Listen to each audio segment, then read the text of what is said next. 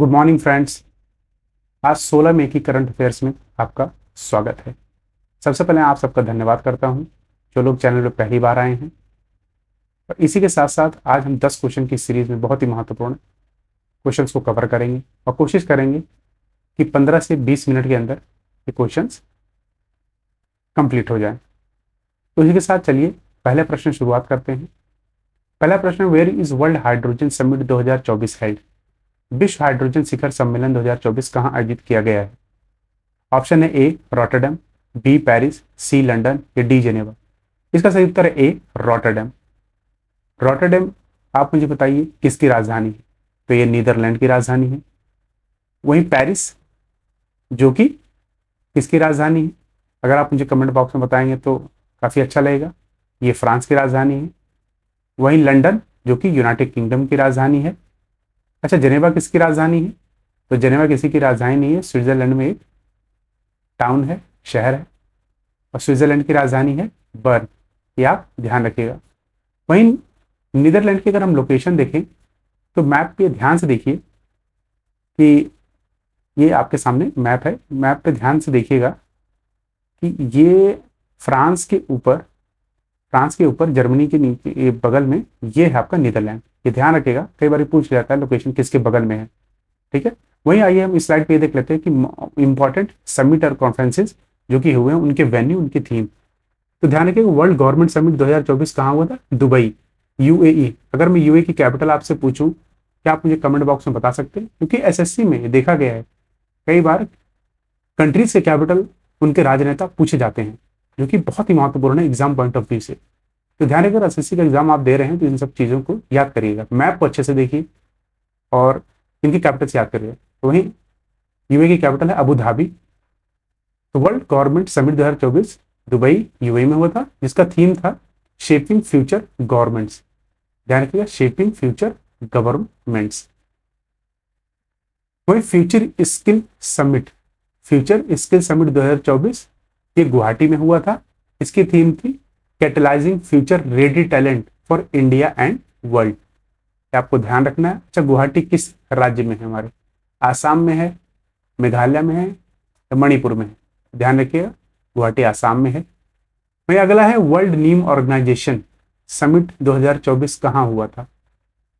तो नीम को हम एज अ इंसेक्ट किलर भी यूज करते हैं, नीम कोटेड यूरिया भी यूज करते हैं, जिससे हम कीटनाशकों को खत्म करते हैं। ठीक है, कीटों को खत्म करते हैं, कीटनाशक बोलते हैं। तो इसका आयोजन नई दिल्ली में हुआ था, इंडिया, जो कि इंडिया की राजधानी नई दिल्ली में हुआ था। इसका थीम था neem for sustainable agriculture, health and environment. ध्यान रखिएगा। वही Indus X, India US defence acceleration ecosystem, Indus X की फुल फॉर्म। समिट 2024 कहाँ हुआ था? ध्यान रखिए, इसका नई दिल्ली में आयोजन रिसेंटली हुआ था। तो कई बार क्वेश्चन आता है इंडस एक्स क्या है, तो ध्यान रखिएगा ये इंडिया यूएस की डिफेंस टाइज है। ठीक है, कई बार क्वेश्चन फंसाने के लिए ऐसे आ जाते हैं। तो ध्यान रखिए 2024 का नई दिल्ली में आयोजन किया गया था। वहीं अगली स्लाइड पे हम बढ़ते हैं। तो इसका थीम तो कुछ नहीं है वैसे। वहीं अगली स्लाइड पे अगर हम देखें तो अगली स्लाइड में है Africa first green game summit 2024 कहाँ हुआ था? नैरोबी। नैरोबी किसकी कैपिटल है? ध्यान रखिएगा, केन्या की। ठीक है। वहीं world police summit 2024 Dubai, again UAE. ठीक है। अभी यहाँ पर एक चेस चैंपियनशिप भी हुई थी, जिसमें हमें 85th ग्रैंड मास्टर मिला। बताइए कमेंट बॉक्स में उनका नाम क्या है। अभी रिसेंटली वो जीते हैं, तमिलनाडु को रहने वाले, 31 साल आयु है। ठीक है। इसकी थीम थी uniting global forces for a safer tomorrow. ठीक है, ग्लोबल फोर्सेस को एकत्र करना है ताकि भविष्य को सुरक्षित रखा जा सके।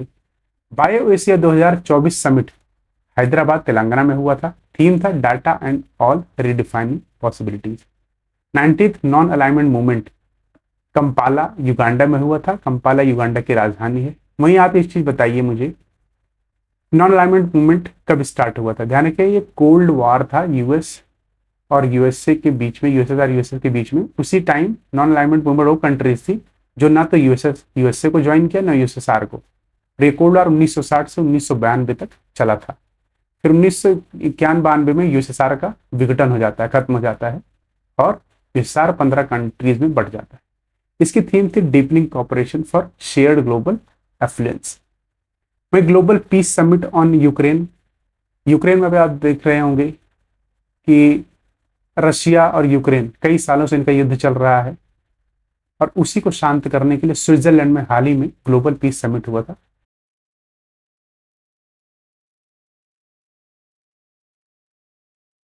मानव केंद्रित एआई उत्कृष्टता केंद्र कहां लॉन्च किया है?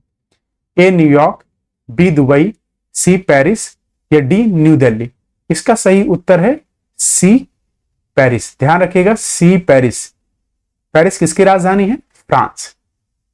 आइए थोड़ा फ्रांस के बारे में जान लेते हैं। तो फ्रांस का आप देखिए, इसके प्रेसिडेंट कौन है? राष्ट्रपति इमैनुअल मैक्रोन। ये सबसे यंगेस्ट, सबसे युवा जिसे कहते हैं, सबसे युवा प्रधानमंत्री है अभी तक के फ्रांस के इतिहास में। इनके पीएम का नाम क्या है? गैब्रियल अट्टल। तो अटल बिहारी से याद रखना, गैब्रियल अट्टल। वहीं अगर फ्रांस की लोकेशन देखें तो देखिए यूरोप में ये वही देश है जिसने कई देशों पर इन्होंने रूल किया, कई देशों को अपना गुलाम बनाया। उसकी राजधानी पेरिस। यहां तो आप देखें तो इंग्लिश चैनल फ्रांस और यूके के बीच में है। यूके की राजधानी लंदन है, ये आपको ध्यान रखना है। बे ऑफ बिस्के पूछ लिया है तो यहां ध्यान रखना फ्रांस के नीचे है, ठीक है। और वहीं अगर मैं आपसे क्वेश्चन पूछूं, मैंने पिछले क्लास में आपको पूछा था कि एशिया और यूरोप को कौन सी पहाड़ी अलग करती है, कौन सी पहाड़ी श्रृंखला? तो याद रखिए उरल माउंटेन्स, आपको ये ध्यान रखना है। यहां पर स्कैंडिनेवियन माउंटेन्स आता है, नॉर्वे, ये सब, ठीक है। आइए अगले क्वेश्चन की तरफ चलते हैं। अगला क्वेश्चन है ग्लोबल एक्सीलेंस अवार्ड 2024 से किसे नवाजा गया है, किसे दिया गया है? तो ध्यान रखिएगा, ऑप्शन है ए चंद्रकांत सतीजा, बी रतन टाटा, सी अजीम प्रेमजी या डी गौतम अडानी। रतन टाटा की स्पेलिंग यहां ध्यान रखिए, रतन टाटा, RATAN है, ठीक है। वहीं इसका आंसर है ए आंसर है चंद्रकांत सतीजा। ये ध्यान रखिए, चंद्रकांत सतीजा को हाल ही में अवार्ड मिला है। इसी के साथ आइए भारत में दिए जाने कुछ प्रमुख अवार्डों को जान लेते हैं। सबसे बड़ा भारत का कौन सा अवार्ड है जो कि लोगों को दिया जाता है? तो ध्यान रखिएगा, भारत का सबसे इंपॉर्टेंट और सबसे महत्वपूर्ण अवार्ड, सबसे बड़ा, वो है भारत रत्न। कमेंट बॉक्स में मुझे बताइए अभी तक कितने लोगों को भारत रत्न मिल चुका है और लेटेस्ट किसको मिला था? लेटेस्ट किसको मिला था और कितने लोगों को मिल चुका है? कितने लोगों को अभी तक मिल चुका है? उसी के साथ साथ देखिए 132 लोगों को पद्म पुरस्कार से नवाजा गया है। पद्म पुरस्कार 3 प्रकार के हैं हमारे, पद्म भूषण सबसे बड़ा, पद्म विभूषण उससे छोटा, फिर पद्मश्री, ये ध्यान रखिएगा आप। तो इस सूची में पद्म विभूषण जो है जिसका नंबर है फर्स्ट, वहीं पद्म भूषण सेकंड और पद्मश्री थर्ड, ध्यान रखिएगा। तो ये आपका दूसरे नंबर का है, ये पहले नंबर का है, ये तीसरे नंबर का है। तो पद्म विभूषण से 5 लोगों को, 17 लोगों को पद्म भूषण और 110 लोगों को पद्म श्री पुरस्कार, ये हर साल पुरस्कार दिया जाता है रिपब्लिक डे के आसपास, ध्यान रखिएगा। इसकी अनाउंसमेंट होती है। मरणोपरांत पुरस्कार में विजेता 9 लोगों को दिया गया है। ये वहीं अगले प्रश्न की तरफ चलते हैं। हाल ही में किस देश में G20 शिखर सम्मेलन आयोजित किया गया? ध्यान रखिएगा J20 लिखा हुआ है, ये G20 नहीं है, ठीक है। A Brazil, B India, C Singapore या डी USA? इसका सही उत्तर है ए ब्राजील। ब्राजील की कैपिटल बता दीजिए क्या है? ध्यान रखिएगा ब्रासीलिया है, ब्रासीलिया है, ठीक है। और ये हाल ही में ये J20 शिखर सम्मेलन कहां हुआ था? Rio de Janeiro, Rio de Janeiro, यहीं पर अर्थ समिट हुआ था। पहला अर्थ समिट यहीं हुआ था 1992 में, ये ध्यान रखिएगा।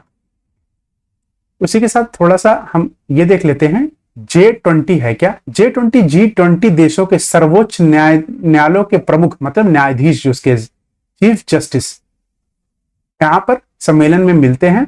और इस बार का थीम क्या था? डिजिटल परिवर्तन और न्यायिक दक्षता बढ़ाने के लिए प्रौद्योगिकी का उपयोग। मतलब कैसे हम टेक्नोलॉजी का यूज कर सकते हैं न्यायिक परिषद में या न्यायालय में। ध्यान रखिएगा, ब्राजील में G20 नेताओं का शिखर सम्मेलन 18 और 19 नवंबर 2024 को रियो डी जेनेरियो में होगा। अगर कोई क्वेश्चन आता है एसएससी में 2024 का G20 सम्मेलन कहां होगा, तो ध्यान रखिएगा ब्राजील में रियो डी जेनेरियो। ठीक है। वहीं हमारे भारत में कुल जजों की संख्या कितनी है? भारत में ध्यान रखिएगा 34 जज हैं। किसमें? सुप्रीम कोर्ट की बात हो रही है, सुप्रीम कोर्ट में। और वहीं हमारे सीजीआई के कौन है? DY चंद्रचूड़। तो टोटल कितने जज हैं? ध्यान रखिएगा 34। इसको ऐसे लिखते हैं 33 + 1, मुख्य न्यायाधीश को +1। अच्छा बताइए कमेंट बॉक्स में कितने हाई कोर्ट हैं हमारे देश में? 22, 23, 24 या 25? आंसर कमेंट बॉक्स में प्लीज डालिए। वहीं अगला प्रश्न है, नवीनतम अंतरराष्ट्रीय टेबल टेनिस महासंघ ITFF रैंकिंग 2024 में प्रवेश करने वाले पहले भारतीय कौन हैं? मनिका बत्रा, श्रीजा अकुला, साइना नेहवाल या नेहा सिंह? इसका सही उत्तर है मनिका बत्रा। ध्यान रखिएगा मनिका बत्रा ने ये हासिल किया है, इनकी 24वीं रैंक है। इससे पहले श्रीजी अकुला की रैंक इसमें 42वीं थी, इनको ये टॉप 50 में थी। ध्यान रखिएगा टॉप 50 में। अब ये टॉप 25 में पहली बार एंटर हुआ कोई भारतीय, इस उसको ध्यान रखिएगा आप। वहीं आइए जान लेते हैं थोड़ा मनिका बत्रा की रैंकिंग जो कि 24 है ITFF के बारे में, जो कि इंटरनेशनल टेबल टेनिस फेडरेशन। इसका मुख्यालय कहाँ है? लाजेन। लाजेन एक शहर है स्विट्जरलैंड में। ध्यान रखिएगा इसकी स्थापना कब हुई थी ITFF की? 1926 में। और इसी की रैंकिंग वर्ल्ड में आपका यही मतलब ITFF रैंकिंग करता है वर्ल्ड की आपकी। ध्यान रखना कौन करता है? ITFF वर्ल्ड रैंकिंग करता है सभी की।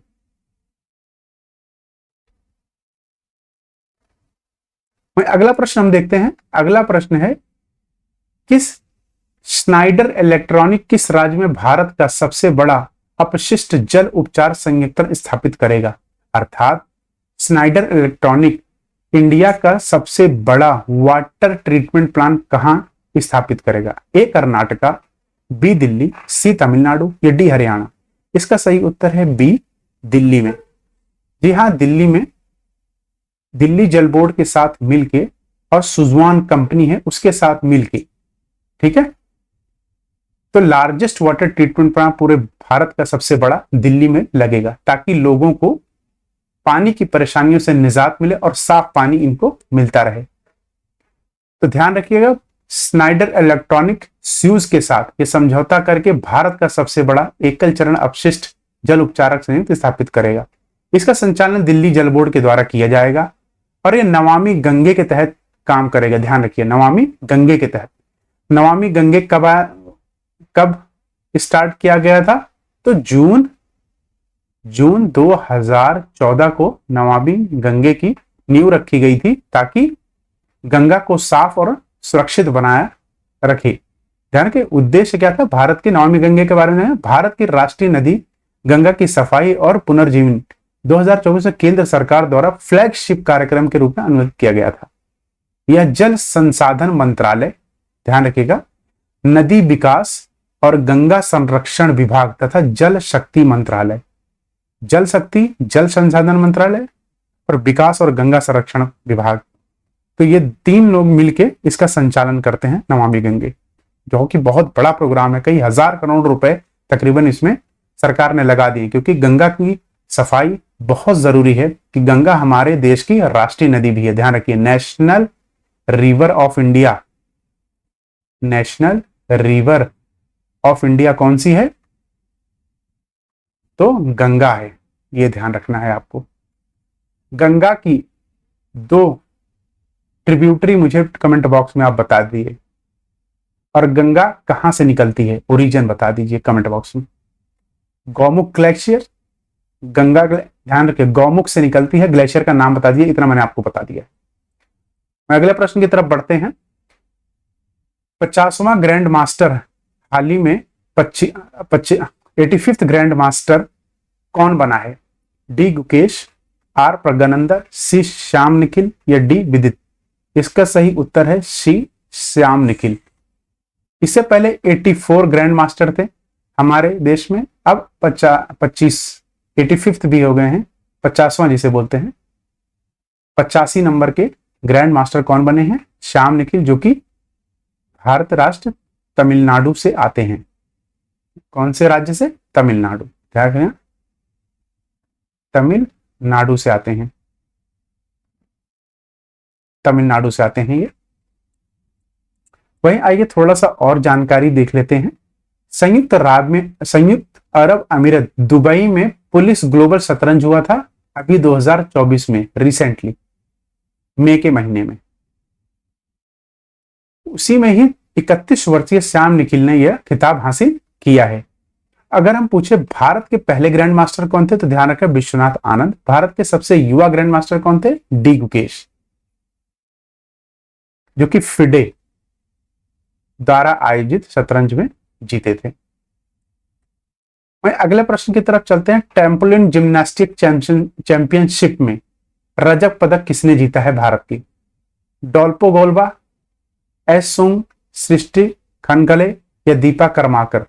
इसका सही उत्तर है सी सृष्टि खांदागले। ध्यान रखिएगा, सृष्टि खांदागले को अभी इसमें सिल्वर मेडल मिला है, और डोल्गोपोल को, जो कि रशिया के हैं, इनको गोल्ड मेडल मिला है। ध्यान रखिएगा। वहीं एस सुंग को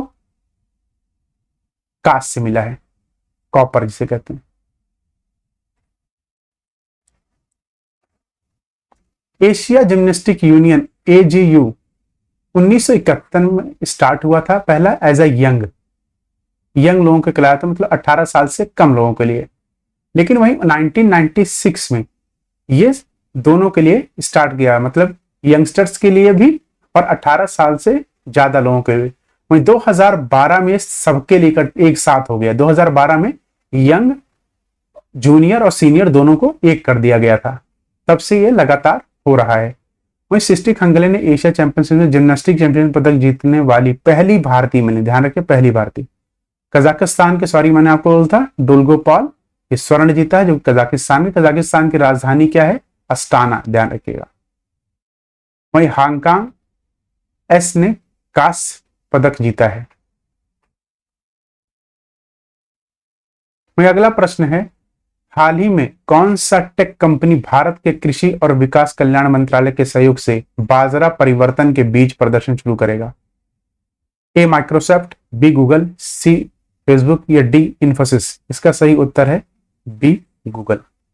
जी हाँ, गूगल ने अभी ये प्रॉमिस किया है और अभी ये प्रदर्शनी लगाई थी गूगल आर्ट्स एंड कल्चर ने, भारत कृषि और किसान मंत्रालय के सहयोग से बाजरा की सीड्स ऑफ चेंज इसका नाम दिया था, सीड्स ऑफ चेंज इस प्रदर्शनी का नाम दिया था, जिसको अभी हाल ही में लगाई गई थी, जो कि पूरी तरह डिजिटल थी। ध्यान रखना, क्या थी? डिजिटल थी। इसी तरह इंटरनेट के माध्यम से इसका संचालन हुआ था। वहीं संयुक्त राष्ट्र यूनाइटेड नेशन ने 2021 में अपने 75वें सत्र में 2023 को अंतरराष्ट्रीय बाजरा वर्ष के रूप में मनाया था, उसे घोषित किया था। बाजरा को श्री अन्न भी कहते हैं, सुपर फूड भी कहते हैं। ध्यान रखिए, सुपर फूड। वहीं अगला प्रश्न देखते हैं, हाल ही खबरों में दिखाई देने वाले ऑपरेशन सद्भावना का संचालन किसने किया? A Indian Army, B Indian Navy, C CBI या डी एनआईए? इसका सही उत्तर है A Indian Army. Indian Army ने हाल ही फिलहाल में इस ऑपरेशन को अंजाम दिया है सिक्किम में। ध्यान रखिएगा, सिक्किम में जब ग्लोफ मतलब ग्लेशियल झील फटने वाली बाढ़ के कारण तहस नहस हुआ था, तो उनको दोबारा बसाने के लिए ऑपरेशन सद्भावना इंडियन आर्मी ने चलाया था, जिसमें इंफ्रास्ट्रक्चर डेवलपमेंट, स्कूलिंग, उनकी सहायता, बहुत सारी चीजें शामिल थी। सहायता और स्वास्थ्य सेवाएं प्रदान कर रही थी। ठीक ऐसा ही ऑपरेशन 1998 में लद्दाख के विकास के लिए ऑपरेशन सद्भावना शुरू हुआ, जिसे ऑपरेशन गुडविल भी कहते थे। आपको ध्यान रखें, समय समय पर हमारी सेना ऐसे कई ऑपरेशंस चलाती रहती है, जैसे ऑपरेशन ऑल आउट हो गया, कश्मीर जब पूरे इंडिया में याद है टेररिस्ट को भगाने के लिए किया था। तो इंडियन आर्मी सिर्फ हमारे देश की रक्षा नहीं करता, ऐसी सहायता भी प्रदान करता है जिसमें स्वास्थ्य और सहायता, सोशल डेवलपमेंट, इंफ्रास्ट्रक्चर डेवलपमेंट भी मौजूद है। उसी के साथ मैं आप सबका धन्यवाद करता हूं और प्लीज हाथ जोड़ के आपसे रिक्वेस्ट है, चैनल को जितना ज्यादा हो सके सब्सक्राइब करिए और शेयर करिए। Sharing is the best way of caring, ध्यान रखिएगा, sharing is the best way of caring. आपका दिन शुभ हो। जय श्री राम।